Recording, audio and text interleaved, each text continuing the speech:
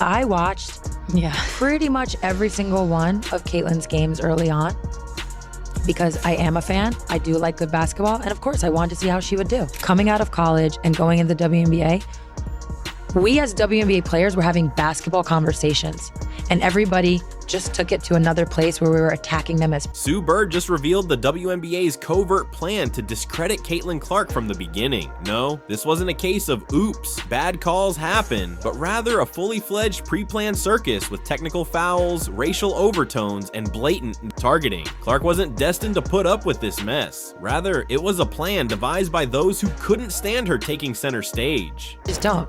And it actually, we talked about this before, like the fan that went hard at Caitlin at the Connecticut Sun game in game 1 or 2, I can't remember, where there was an interaction where the fan almost got ejected. It's like, none of this is okay. And we never accept it. We never accept this on the men's side. Because jealousy and drama seem to be the WNBA's new playbook, Kathy Angelbert and her team of referees knew exactly what they were doing. Why support a rising star when you can throw her under the bus for a little extra controversy and ticket sales? Thanks to Sue, the dirty laundry is out and things don't look good.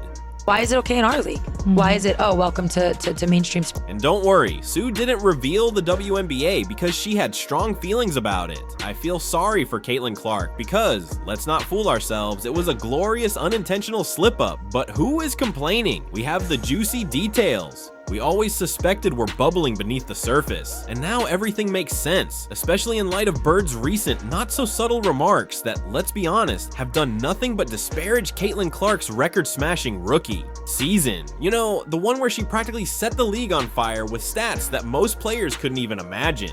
We knew it was coming. This wasn't a surprise. And not just the comments that the commissioner made a few weeks ago where she basically implied that the racial tension is good for business in invoking Magic and Bird. However, Sue chose to brush that off as if it weren't a huge deal on her podcast, calling the league's success a team effort. Sure, Sue, teamwork makes the dream work and all that, but please don't act as though Clark didn't just introduce the WNBA to a whole new audience. Higher television ratings, higher attendance figures. Ladies and gentlemen, that doesn't come courtesy of a league. It comes courtesy of the players that play in the league. And in her case, she was the most popular, which means she could have helped your bottom line, which means you should have seen that from day one and maximized it. The atmosphere was quickly picked up by commentators as well. Was that just Bird being philosophical, or was she subtly criticizing Clark? That sounded like an attempt to dampen the spirits of someone who has been stealing the show and shattering records with ease. It's not good for business. It's never good for business. And sort of sidestep the question about racism and misogyny and hate that the players are receiving online, basically saying like, don't go on social media, or, it's sort of not real. And then there's the nagging suspicion that this might not be merely harmless remark. Is it jealous discomfort? After all, Clark's rise hasn't been subtle. Rather, it's been meteoric. She's accomplished in a year what some players never come close to in a decade, and let's face it, for someone who's been around as long as Bird, watching a rookie steal all the attention, it could be something a little more personal or just tough love from a veteran. It may sting a little, but this is where the heat truly builds. The larger question goes beyond Bird's remarks and concerns, whether the WNBA's leadership was covertly trying to prevent Clark from becoming overly prominent. This may be a conspiracy theory, but let's also consider facts like the fact that Caitlin Clark, a once-in-a-generation rookie, received the news of her Rookie of the Year award over the phone during practice. Obviously, not every, they're humans, looking at technology. Basketball is a little more complex than tennis, for instance, around technology of officiating. So we're looking at a variety of different dimensions. Before a playoff game in Connecticut, there is no fanfare or celebration, just congratulating her over the phone as if her dry laundry was ready. Doesn't that say, we don't want to make a big deal out of you? I'm not sure what else does. And then there's the officiating. I got a technical for basically being mad at myself because I missed a three and then I went and hit the backboard.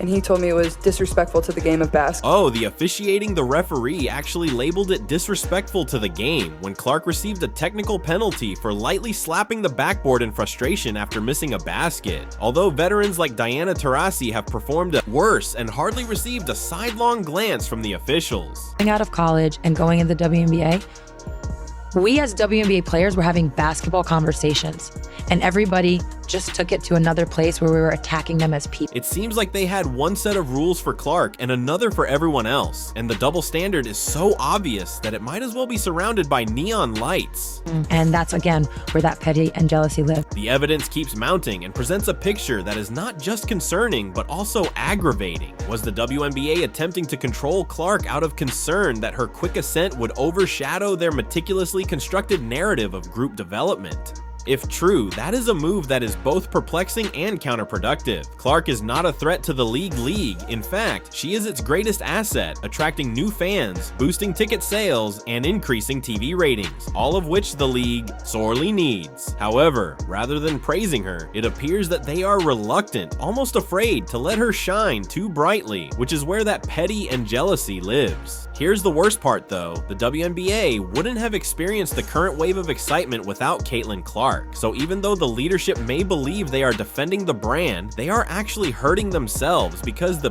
players are the brand. Without them, the league wouldn't exist, there would be no audience, and there would be no future. The subdued introduction of Rookie of the Year. The dubious officiating substitute Bird's contemptuous remarks. All of this adds up to a message that is both obvious and annoying. Reduce your speed. Caitlin, don't upset anyone, but they must. Confront this reality. Whether they like it or not, Caitlin Clark is leading the league to new heights and doesn't just rock the boat, she is the boat. If they can't accept that, they will be the ones to sink. There is one thing I want to reset, that we want to reset, and it's the language being used around fans. Fever fans, Caitlin fans, new fans. That actually has to go.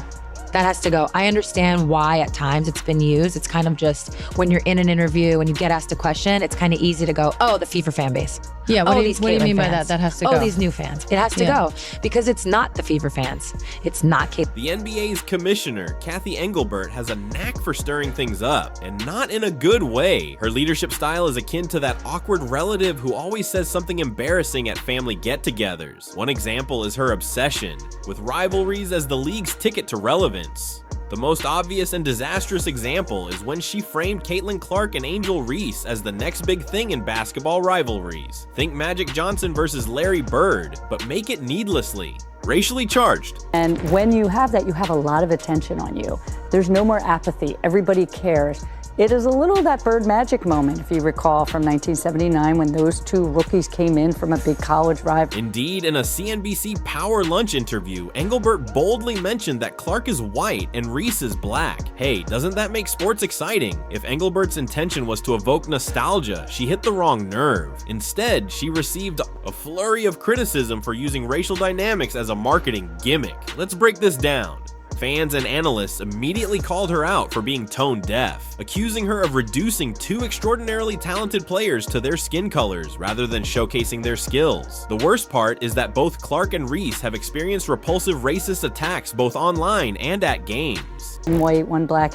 And so we have that moment with these two. But the one thing I know about sports, you need rivalry. That's what makes people watch. They want to watch games of consequence between rivals. They don't want everybody being nice to one another. It's a balance, but certainly from a marketing dollars, but corporate partners are stepping up to endorse these players much more so than they were 5 years. Since nothing screams progressive leadership like utilizing racial conflict as a selling pitch, Ang Lieber literally threw petrol on the fire rather than addressing that. This made matters worse for both parties. Correct criticism arrived on top of their podcast a little more quickly than a Clark three-pointer. Sue Bird and Megan Rapinoe weren't holding back when they attacked Engelbert, accusing her of putting gaudy marketing ahead of player safety and mental health. Rapinoe essentially said that racial animosity is beneficial for business, which summed up what everyone was already thinking. Bird also commented, pointing out that the leadership appears more focused on making headlines than addressing pressing problems like the hostile circumstances that players deal with on a daily basis. You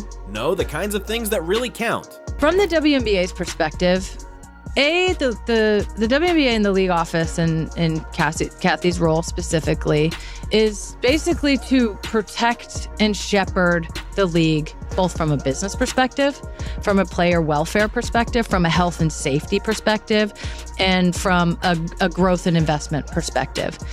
And this is where I feel like she's... And let's not overlook Engelbert's best examples of useless counsel. When gamers were confronted with hate speech and poisonous discourse, her astute suggestion was to advise them to avoid social media. It's a move so out of touch that it might double as a meme, and Lieber's retort is essentially, have you tried logging off? Players encounter racism and misogyny on a daily basis. So genius, right? I did not come out of college with the same level of popularity, scrutiny, all of it. Nobody has. Caitlyn is one of one.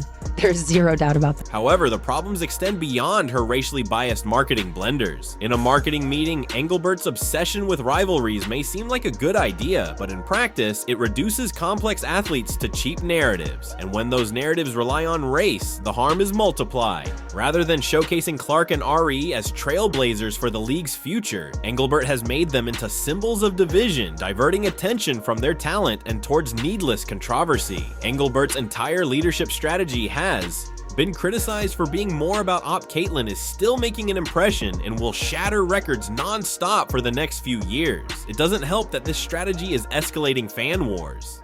With her remarks regarding toxic Caitlyn fans, Subbird fanned the flames by claiming that the newcomers were at odds with the league's established community rather than acknowledging the WNBA's increasing appeal. Instead of bringing fans together, Bird's comments came out as condescending and alienated them. The irony here is that the WNBA has long positioned itself as a progressive league that champions diversity, inclusion, and player voices. But Engelbert's tactics are causing holes in that image faster than the league can patch them up by leaning into racial narratives. By doing so, she is endangering years of progress and fostering an environment that is as harmful as it is counterproductive.